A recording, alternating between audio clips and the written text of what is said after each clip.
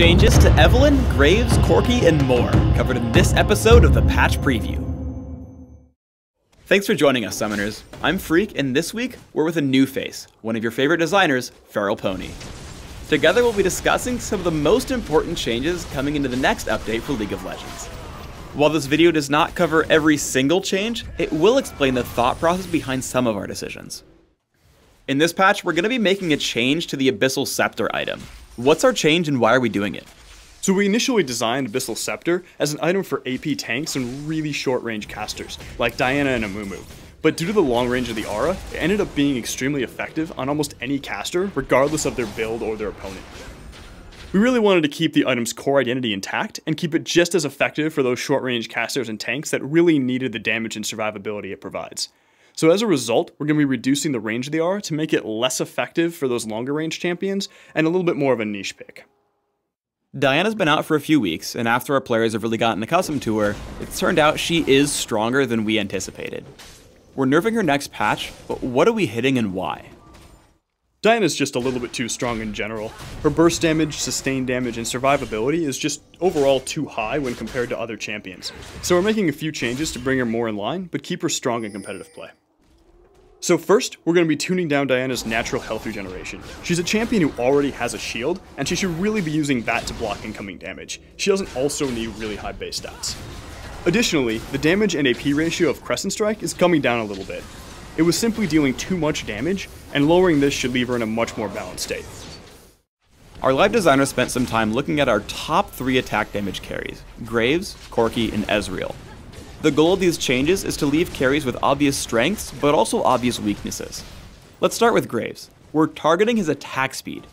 Why does this make sense thematically for Graves? Graves is a cowboy with a giant shotgun. He jumps in and buckshots you in the face, and this gives him a lot of early game power. The problem is that he doesn't have enough late game trade-offs, so we're reducing the attack speed off of quick draw and a little bit off of his base attack speed.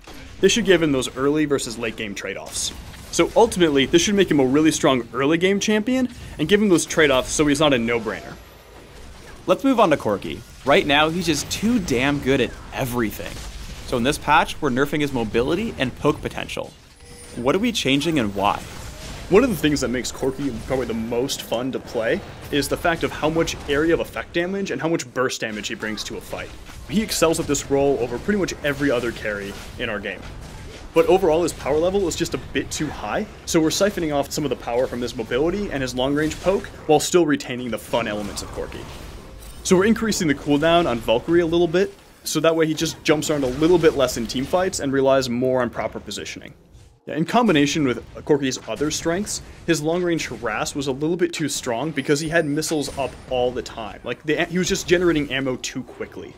As a result, we're going to increase the time it takes him to generate a missile, but we're keeping the number of missiles the same.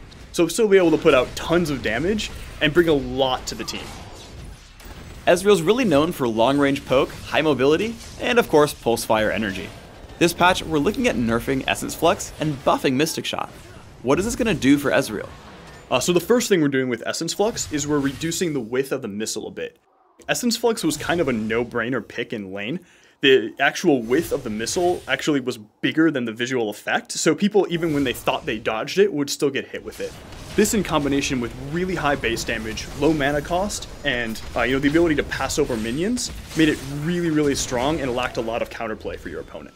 A lot of players really like kind of hybrid Ezreal or AP Ezreal, and we didn't really want to indirectly hurt those builds that aren't really being a problem. So we ended up increasing the AP ratio in Essence Flux quite a bit, so those players will actually end up seeing an increase in damage late game.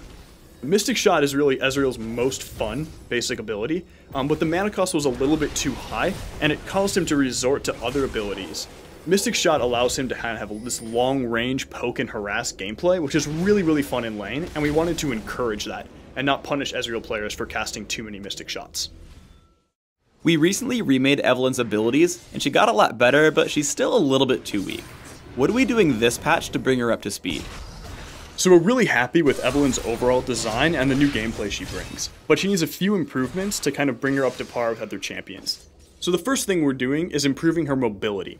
We've lowered the cooldown time on Dark Frenzy and gave her the ability to pass through minions so that Evelynn can get closer to her enemies faster while this ability is active. We've also made a few adjustments to her stealth, making it so that she can get closer to her enemies before being detected. So to improve her viability in teamfights late game, we've significantly lowered the second and third rank of her ultimate's cooldown. These changes to Evelynn should help her early ganking as well as her ability to contribute more in teamfights late game. That's it for this episode of the League of Legends Patch Preview. Please subscribe to the Riot Games YouTube channel above and leave us your comments just below the video. Thanks for watching.